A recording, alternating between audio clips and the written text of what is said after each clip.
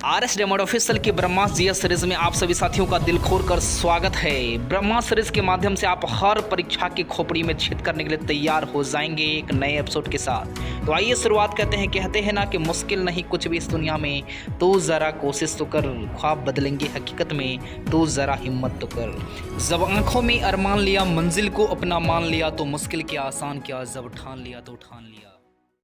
रख हौसला, वो मंजर भी आएगा, प्यासे के पास चलकर समंदर भी आएगा, मत हार कर बैठ तू ये मंजिल के मुसाफिर, कल मंजिल भी मिलेगी, मिलने का मजा भी आएगा। जी हाँ साथी, आप लोगों को RS diamond official YouTube channel में दिल खोल कर स्वागत है। आज का क्लास आपका बेहतरीन होने वाला है, जो कि मैं लेकर के आ चुका हूँ ब्रह्मास्त्र जीएस का एपिसोड नंबर 1। जी हाँ साथी, खास करके यहाँ आपका सीरीज जो होने वाला है, एपिसोड होने वाला, वो मुख्य रूप से ब्रह्मास्त्र जीएस का आपको परीक्षा की खोपड़ी में छेद करने के लिए यह आपका क्लास होने वाला है। और खास करके मैक्सिमम ऐसे रिलेटेड क्वेश्चंस होंगे, सारे के सारे क्वेश्चंस मैं आपको कवर करवाऊंगा। और खास करके मैं आपको बता दूं, जीएस में आपका एक भी प्रश्न आपका एग्जाम में छूटने वाला नहीं है। आइए शुरुआत करते हैं बिना टाइम वेस्ट किए हुए। तो पहला क्वेश्चन आपके सामने आ चुका है, परमाणु ऊर्जा में भारतीय कार्यक्रम के जनक। भी है क्वेश्चन है कि भारतीय कार्यक्रम के जनक पूछ रहा है परमाणु ऊर्जा के संदर्भ में। ध्यान दीजिएगा, इसका सही उत्तर हो जाएगा डॉक्टर होमी जहांगीर भाभा। लेकिन साथ ही यहां से कुछ क्वेश्चन और पुटअप हो सकते हैं आपके परीक्षा के प्रश्न पत्र में कि परमाणु बम का आविष्कार किसने किया था। तो परमाणु बम का आविष्कार किया था ओटो हॉर्न ने। ध्यान दीजिएगा, ओटो हॉर्न ने परमाणु बम का आविष्कार किया था। साथ में यहां से आपसे पूछा जा सकता है कि हाइड्रोजन बम के आविष्कारक कौन है। तो हाइड्रोजन बम के जो आविष्कारक हैं वो आपको ध्यान में रखना है कि एडवर्ड टेलर है। कौन है? एडवर्ड टेलर है। लेकिन साथ ही सेकंड ऑप्शन ध्यान दीजिएगा, एस चंद्रशेखर का पूरा नाम अगर आपसे पूछा जाएगा तो सुब्रमण्यम चंद्रशेखर होगा। और खास करके चंद्रशेखर सीमा के लिए जो है 1983 ईस्वी में नोबेल पुरस्कार दिया गया था। और चंद्रशेखर सीमा का खोज इन्होंने किया था, कब किया था? तो 1930 ईस्वी में किया था। ठीक ना, ठीक 53 ईयर्स आफ्टर जो है इन्हें नोबेल पुरस्कार से नवाजा गया था। उसके बाद एस भटनागर है, आपको ध्यान देना है कि प्रयोगशाला शोध के ये जनक माने जाते, भारत में प्रयोगशाला शोध के जनक माने जाते। साथ में आपको ऐसे बहुत ज़्यादा महत्वपूर्ण तो है नहीं, लेकिन साथ ही होमी जहांगीर भाभा और खास करके यहाँ पर परमाणु बम और हाइड्रोजन बम के साथ साथ चंद्रशेखर सीमा के बारे में आपका इसे भी पूछा जा सकता है, 1930 हो जाएगा।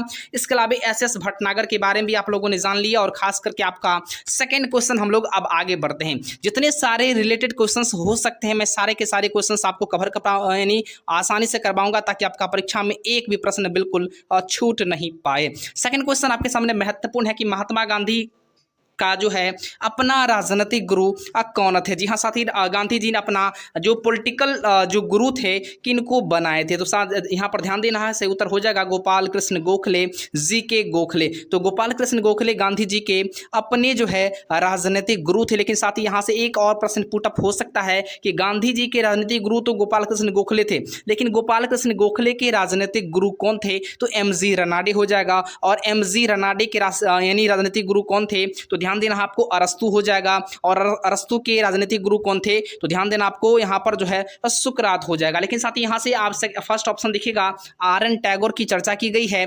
तो रविन्द्रनाथ टैगोर, ध्यान दीजिएगा, इनको जो है नोबेल पुरस्कार कब दिया गया था? ये क्वेश्चन आपसे बार बार एग्जाम में पूछा जाता है। तो 1913 ईस्वी, ध्यान दीजिएगा 1913 ईस्वी में इन्हें जो है नोबेल पुरस्कार मिला था। साथ में ही रविन्द्रनाथ टैगोर के बारे में एक और प्रश्न आपसे पुटअप होता है क्वेश्चन पेपर में कि आर.एन. टैगोर के द्वारा जो है आपको जनगण मन, ध्यान दीजिएगा, राष्ट्रीय गान जो हम लोग का है जनगण मन, तो जनगण मन जो है खास करके आर.एन. टैगोर के माध्यम से यहाँ जो है लिखा गया था। और खास करके किस अधिवेशन में, ये वेरी वेरी इंपॉर्टेंट है, ध्यान दीजिएगा कि आर.एन. टैगोर के द्वारा जनगण मन को किस अधिवेशन में जो अपनाया गया था। तो आपको ध्यान देना है 1911 में कलकत्ता के अधिवेशन में। ठीक ना, तो कलकत्ता अधिवेशन में आर.एन. टैगोर के द्वारा जो रचित था जनगण मन राष्ट्रीय गान, इसको फाइनली साथी अपनाया गया था।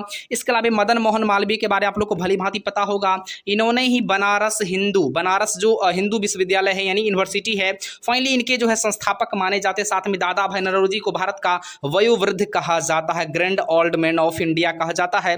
इस प्रश्न को भी बिल्कुल आप लोग कवर कर लेंगे। अगला क्वेश्चन आपके सामने वेरी वेरी इंपॉर्टेंट आ चुका है कि महारानी विक्टोरिया को भारत का समाग्री कब नियुक्त किया गया था। जी हाँ साथी, क्वेश्चन को ध्यान दीजिएगा, पिछले ही बीपीएससी के पेपर में क्वेश्चन बिल्कुल आपके पास आ चुका होगा। 1858 ईस्वी इसका सही उत्तर होगा। ठीक ना, तो भारत में विक्टोरिया को, महारानी जो विक्टोरिया थी, इन्हें भारत का समाग्रही नियुक्त किया गया था 1858 ईस्वी में। साथ में आप ध्यान दीजिएगा 1885 एक महत्वपूर्ण यहाँ पर ईस्वी है। इस ईस्वी में बताइए आप लोग क्या क्या हुआ था। तो 1885 में ही इंडियन नेशनल कांग्रेस का स्थापना हुआ था। और कहाँ हुआ था? तो बंबई के तेजपाल संस्कृत विद्यालय में हुआ था। उसके संस्थापक कौन थे? तो ध्यान देना है, एओ हुम जो है वहाँ के संस्थापक थे।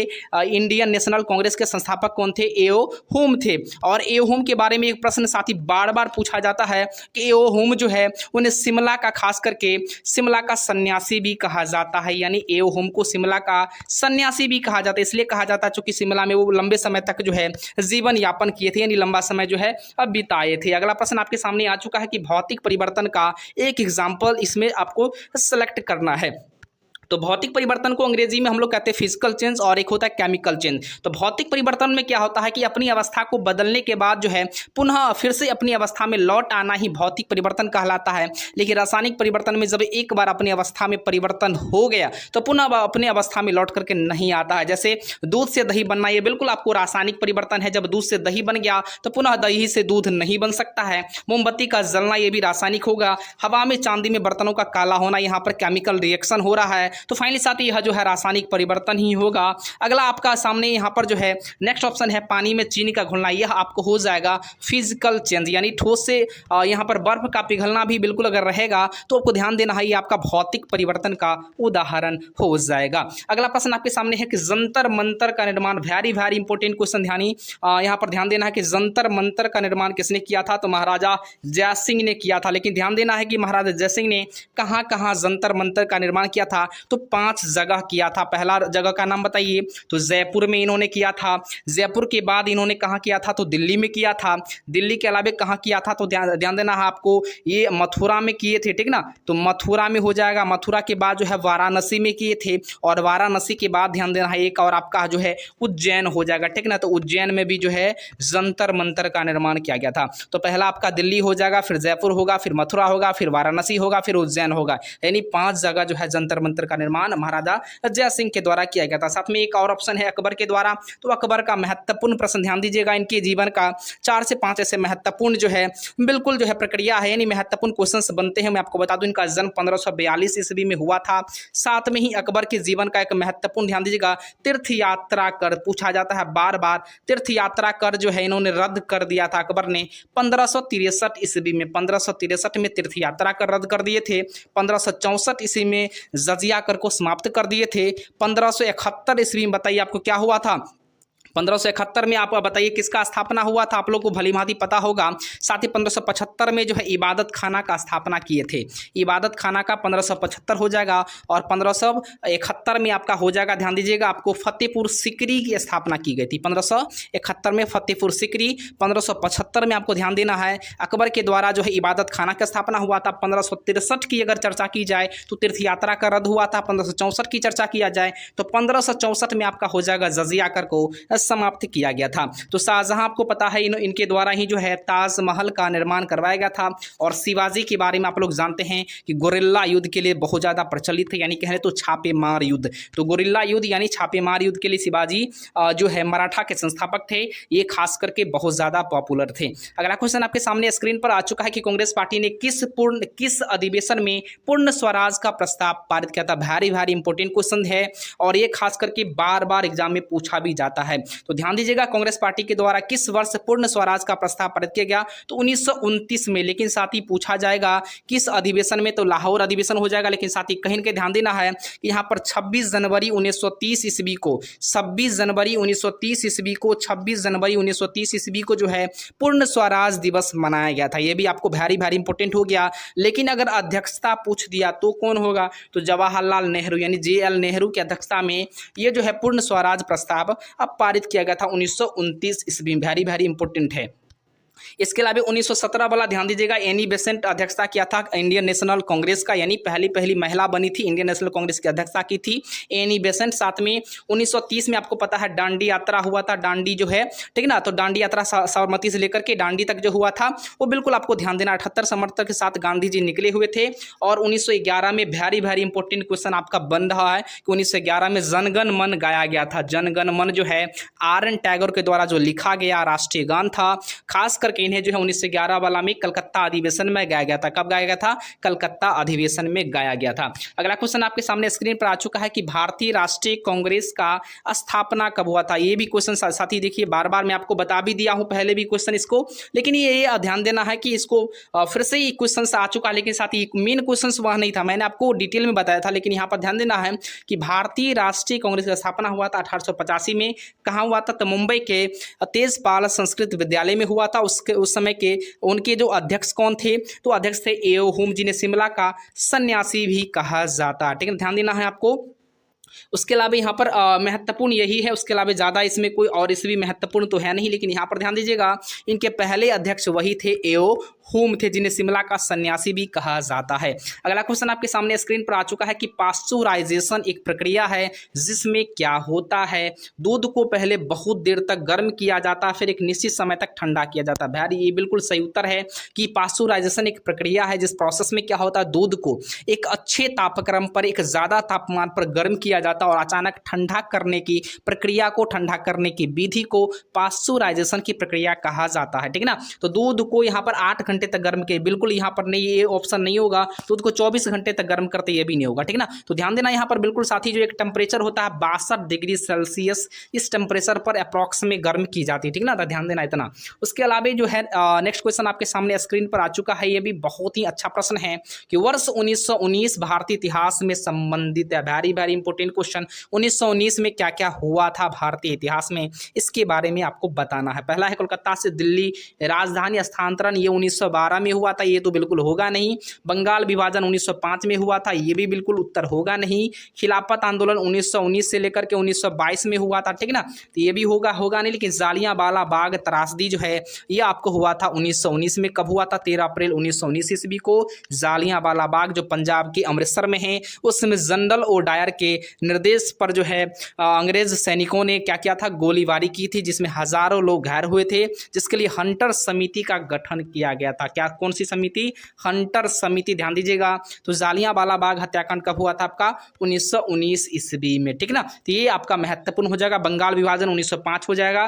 कोलकाता से दिल्ली राजधानी 1912 हो जाएगा। खिलाफत आंदोलन जो है 1919 में स्टार्ट हुआ था, लेकिन चला था ये 1924 तक, कभी कहीं कहीं पे 1923 भी लिखा जाता। ठीक है ना, तो ये चीज़ आप लोग ध्यान दीजिएगा।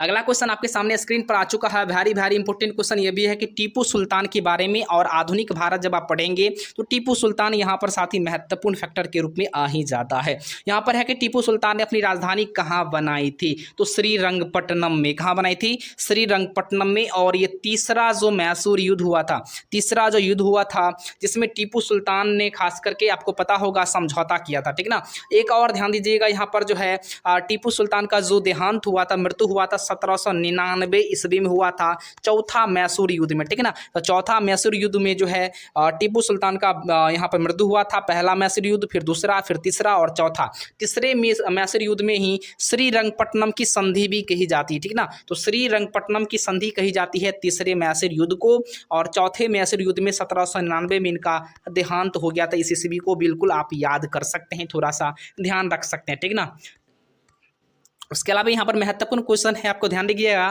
कि साइमन कमीशन पहली बार भारत कब आया था? तो साइमन कमीशन भारत जब आया था 1928 में, लेकिन गठन हुआ था 1927 ईस्वी में। यानी साइमन कमीशन का गठन कब हुआ? 1927 में, लेकिन भारत कब आया था? 1928 में। साथ में एक और ईस्वी महत्वपूर्ण है, महत्वपूर्ण ईस्वी है 1939 ईस्वी में। इसमें फॉरवर्ड ब्लॉक की स्थापना की गई थी।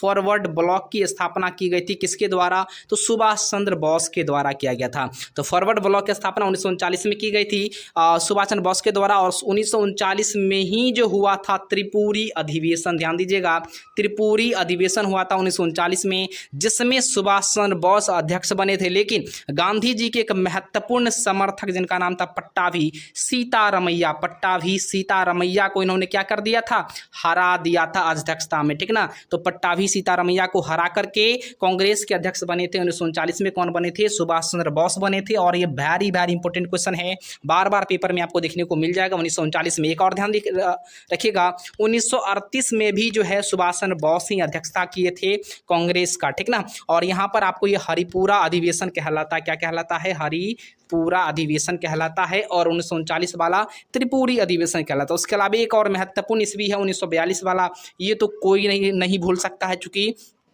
1942 में ही भारत छोड़ो आंदोलन हुआ था, ठीक ना। तो ये आपको बिल्कुल ग्वालियर टैंक मैदान से गांधी जी ने आह्वान किया था और खास करके इसी में गांधी जी के द्वारा करो या मरो का नारा भी जो है, करो या मरो का नारा भी गांधी जी के द्वारा दिया गया था भारत छोड़ो आंदोलन के संदर्भ में ही। साथ ही एक चीज़ और ध्यान रखिएगा, एक इस बार बीपीएससी में क्वेश्चन पेपर में यहाँ से क्वेश्चन छपा है कि भारत छोड़ो आंदोलन के प्रस्तावक कौन थे, ठीक ना। भारत छोड़ो आंदोलन का प्रस्तावक कौन थे? तो प्रस्तावक मेरे को अगर मानिएगा तो 1942 में जो अध्यक्षता जिनके द्वारा जो की गई थी वो JL नेहरू थे, जवाहरलाल नेहरू थे। लेकिन यहाँ पर महत्वपूर्ण योगदान अगर कहा जाए तो यहाँ पर गांधी जी का हो जाएगा। अगर गांधी जी ऑप्शन में नहीं है तो मौलाना अबुल कलाम आज़ाद जो है इसका सही उत्तर हो जाएगा, ठीक ना। उसके अलावा 1928 समझिए क्या 1928 में क्या हुआ था, आपको साइमन कमीशन जो है भारत आया था और 27 में इसका गठन हुआ था। अगला प्रश्न आपके सामने स्क्रीन पर आ चुका है कि एक वयस्क भारतीय हाथी का भार लगभग यानी वजन कितना होता है? तो 5000 किलोग्राम के आसपास होता है। ये चीज ध्यान रखिएगा। लेकिन यहाँ से एक क्वेश्चन और पुटअप होता है कि हाथी को कीचड़ में खेलना क्यों अच्छा लगता है? क्योंकि वहाँ पर उसे जो है ठंडा लगता है, ठीक ना, और ये शांति मिलती है, अच्छा लगता है। कीचड़ में खेलना अच्छा लगता है क्योंकि उसे सुकून मिलता है, वहाँ उसे ठंडापन का महसूस होता है, इसलिए कीचड़ में हाथी ज़्यादा खेलना पसंद करता है, ठीक ना। इसके अलावा यहाँ पर ध्यान दीजिएगा, अगला क्वेश्चन आपके सामने है कि लाइफ डिवाइन नामक पुस्तक के लेखक, वेरी इंपॉर्टेंट क्वेश्चन बार बार पूछा जाता है, अरविंद घोष हो जाएगा, ठीक ना। ये पहले क्रांतिकारी थे, बाद में जाकर के इन्होंने जो है क्रांतिकारी का रास्ता छोड़ करके सन्यासी बन गए थे, ठीक ना। उसके अलावा स्वामी विवेकानंद का बचपन का नाम अगर आपसे पूछा जाए तो नरेंद्र नाथ हो जाएगा। और शिकागो में ही इन्होंने धर्म सम्मेलन जो अमेरिका शिकागो में है इन्होंने भाग लिया था। साथ में अकबर द्वितीय के द्वारा इनका नाम दिया गया था, स्वामी कहा गया था, ठीक ना। मुल्क राज आनंद राधाकृष्णन जी आपको पता है ये भारत के उपराष्ट्रपति बने थे, साथ में राष्ट्रपति भी। और इसके अलावा यहाँ पर महत्वपूर्ण यह है कि 5 सितंबर को शिक्षक दिवस इन्हीं के जन्मदिन के अवसर पर मनाया जाता है। इसके अलावा यहाँ पर महत्वपूर्ण क्वेश्चन आपके पेपर में लगातार छपता है कि द्वितीय विश्व युद्ध के समय ब्रिटेन का प्रधानमंत्री कौन था? तो द्वितीय विश्व युद्ध का प्रश्न जैसे ही आता है मन में आपको इस भी ख्याल आता होगा 1939 से 45, यानी 1939 से 45 के बीच में द्वितीय विश्व युद्ध हुआ था। और खास करके यह ईस्वी अपने आप में बहुत ज़्यादा महत्वपूर्ण है। और इस ईस्वी में कह ले तो ब्रिटेन का जो प्रधानमंत्री था वो विंस्टन चर्चिल था। विंस्टन चर्चिल से संबंधित एक और प्रश्न आपसे लगातार पेपर में आता है कि गांधी जी को अर्धनग्न फकीर विंस्टन चर्चिल के द्वारा ही कहा गया था, ठीक ना। तो विंस्टन चर्चिल ने ही कहा था गांधी जी को अर्धनग्न फकीर। साथ में एक और नाम आपको ध्यान रखना है, क्लीमेंट एटली। तो जिस समय भारत आज़ाद हुआ था 1947 में, उस समय भारत के यानी उस समय ब्रिटेन के जो है प्रधानमंत्री कौन थे? तो क्लीमेंट एटली थे। यहाँ से क्वेश्चन आपसे छपते हैं। तो विंस्टन चर्चिल जो है ये आपको 1939 से 45 में जो युद्ध हुआ था द्वितीय विश्व युद्ध, इसमें ये यहाँ के प्रधानमंत्री थे। और क्लीमेंट एटली हो जाएगा भारत जब आज़ाद हुआ था, स्वतंत्र हुआ था 1947 में, उस समय प्रधानमंत्री यहाँ पर क्लीमेंट एटली थे। अगला क्वेश्चन आपके पेपर में छपेगा, लगातार छपता है कि कौन से प्रसिद्ध भारतीय नेता सीमांत गांधी के नाम से जाना जाता है? सीमांत गांधी कहले या फ्रंटियर गांधी कहले, ठीक ना। तो फ्रंटियर गांधी कहले या सीमांत गांधी कहले हो जाएगा उत्तर आपको खान अब्दुल गफ्फार खान। साथ में लाल कुर्ती, इसमें जो है लाल कुर्ती से संबंधित प्रश्न भी आपसे पूछा जाएगा। तो लाल कुर्ती जो है यहाँ पर खान अब्दुल गफ्फार खान हो जाएगा, ठीक ना। इसके अलावा नेताजी सुभाष चंद्र बोस आपको पता है 1938 और 1939 में जो है कांग्रेस की अध्यक्षता किए थे। और 1939 में ही गांधी जी के परम समर्थक कह सकते हैं पट्टाभी सीतारमैया जी को इन्होंने हरा दिया था, ठीक ना। और इनके द्वारा ही लगातार साथ ही पता है आपको जो है इन्होंने अपना बहुत सारे ऐसे जो है योगदान समर्थन लगातार जो है दिए थे भारतीय राष्ट्रीय आंदोलन के समय में। ऐसे में मोहम्मद अली जिन्ना से संबंधित एक प्रश्न आपको लगातार पूछता है। और यहाँ पर मौलाना अबुल कलाम आज़ाद ध्यान रखिएगा भारत के प्रथम शिक्षा मंत्री थे। और खास करके इनसे और एक प्रश्न आता है कि प्रथम युवा यानी कह ले तो सबसे कम उम्र के जो है कांग्रेस के अध्यक्ष बने थे 1923 ईस्वी में। कब बने थे? 1923 ईस्वी में यह बने थे, कांग्रेस के अध्यक्ष बने थे, सबसे कम उम्र के यानी सबसे युवा बने थे, ठीक ना।